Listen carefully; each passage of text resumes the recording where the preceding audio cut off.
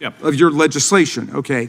The person I'm hypothesizing here is not an opioid dealer or a cartel member. This person has come over in the spirit of the people that our colleague from California is talking about. So comes to take a job on the farms, but he's there illegally. Now gets deported. So that's strike number one. He could be held for 6 months under current law. Existing law. Existing law. Yep. If he does it again, it's 2 years, but you want to change that to 5 years. No. No? To you yield? Please. So the qualification for a 5-year minimum is conviction of a felony here in the United States, while here illegally. That's number one. If in your hypothesis, Mr. Raskin, when that individual is deported and returns with no conviction, instead of 0 to 2 years, he would be subjected to a penalty of 0 to 10 years.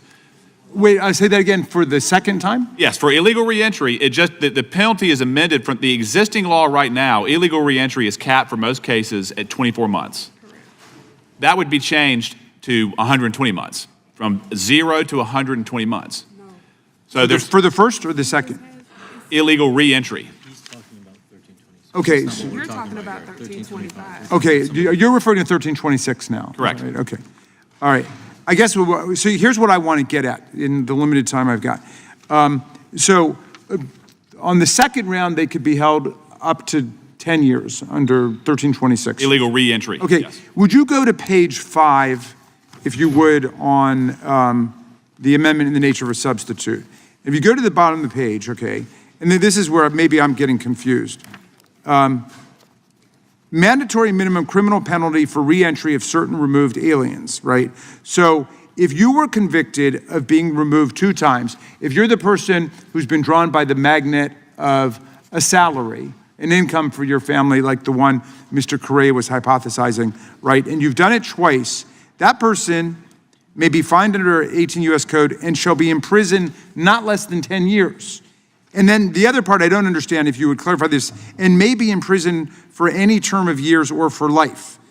So I don't know what that means. Is that a drafting error? Or? Again, the crux of this issue with the enhanced penalties requires a conviction before the enhancements are applied.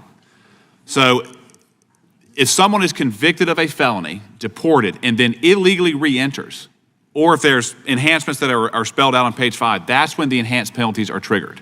But can you just explain, what does it mean to say, shall be in prison not less than 10 years? That does sound like a mandatory minimum, which I thought you were disclaiming before. No, but no. then, and may be in prison for any term of years or for life. Then suddenly it can become a life imprisonment.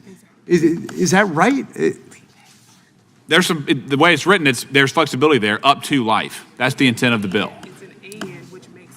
The time of the gentleman has. But may I respond briefly? In regards to these charges, there's always an element of prosecutorial discretion.